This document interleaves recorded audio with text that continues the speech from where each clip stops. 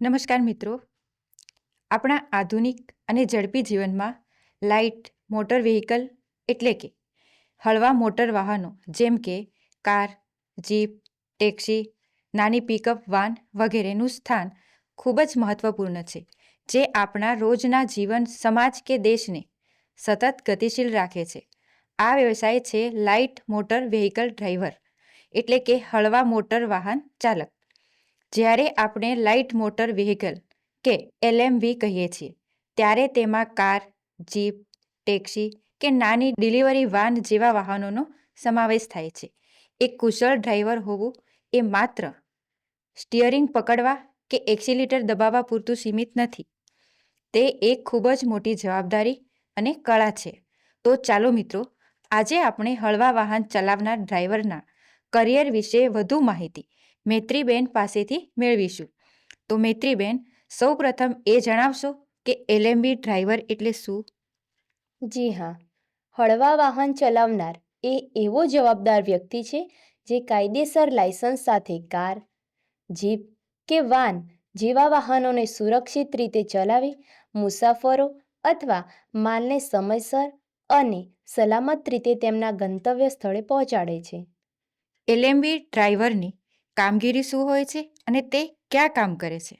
જી હા, તેમની કામગીરીની વાત કરીએ તો હળવા વાહન જેવા કે કાર, જીપ, વાન જેમને સુરક્ષિત રીતે ચલાવવા, ટ્રાફિક નિયમોનું પાલન કરવું, મુસાફરો અથવા માલને સમયસર પહોંચાડવો, વાહનની સફાઈ અને જાળવણી રાખવી, જરૂરી દસ્તાવેજોને સાચવી રાખવા જેવી કામગીરી હોય છે. અને તેના કાર્યસ્થળની વાત કરું તો? જી હા, તેમના કાર્યસ્થળની વાત કરીએ તો સરકારી કચેરીઓ, ખાનગી કંપનીઓ કે ઈ-કોમર્સ કંપનીઓ જેમ કે એમેઝોન, ફ્લિપકાર્ટ દ્વારા થતી હોમ ડિલિવરી, દૂધ અને શાકભાજી જેવા રોજિંદા માલસામાનની હેરફેર કે નાના પાયાના ઉદ્યોગોનો સામાન લાવવા તથા લઈ જવામાં LMVનો ફાળો સૌથી મોટો છે. ઓલા, ઉબેર જેવી કેબ એગ્રીગેટર કંપનીઓ સાથે જોડાઈને પોતાની સ્વતંત્ર આવક ઊભી કરી શકે છે.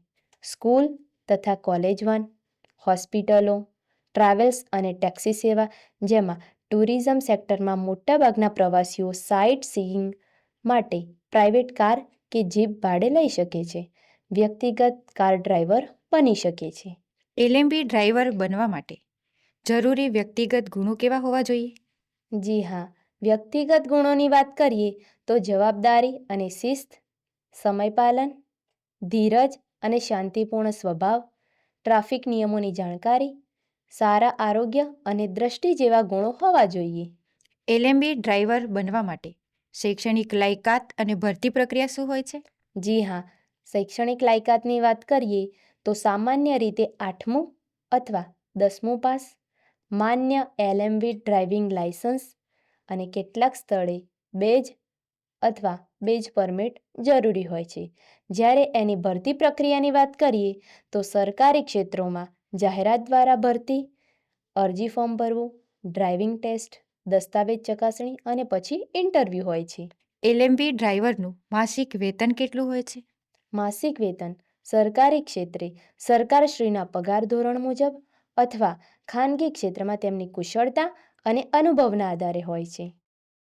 LMV ડ્રાઈવરમાં પ્રગતિના અવસર કેવા રહેલા હોય છે? પ્રગતિના અવસરની વાત કરીએ તો senior driver, supervisor, transport incharge પોતાનો ટ્રાવેલ્સ બિઝનેસ શરૂ કરી શકે છે અને આગળ જઈને HMV એટલે કે હેવી મોટર વ્હીકલ લાયસન્સ મેળવી શકે છે. શું આ ક્ષેત્રમાં અભ્યાસ માટે શિષ્યવૃત્તિ કે કોઈ યોજનાનો લાભ મળી શકે? જી હા, આ અભ્યાસ માટે પ્રધાનમંત્રી કૌશલ્ય વિકાસ યોજના, રાષ્ટ્રીય શિષ્યવૃત્તિ પોર્ટલ, scholarships.gov.in, ડિજિટલ ગુજરાત પોર્ટલની મદદ લઈ શકાય છે.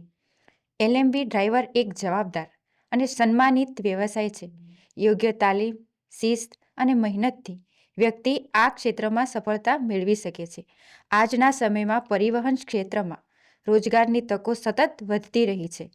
તો મિત્રો, આ સંદર્ભે સફળ થયેલા વ્યક્તિઓની સાફલ્યગાથા અને વધુ માહિતી માટે તમે આ વિડીયોના ડિસ્ક્રિપ્શન બોક્સમાંથી માહિતી મેળવી શકો છો. આશા છે કે આ માહિતી આપને ઉપયોગી થશે. ખૂબ સરસ મૈત્રીબેન, તમે ઉપયોગી એવી માહિતી આપી. ધન્યવાદ.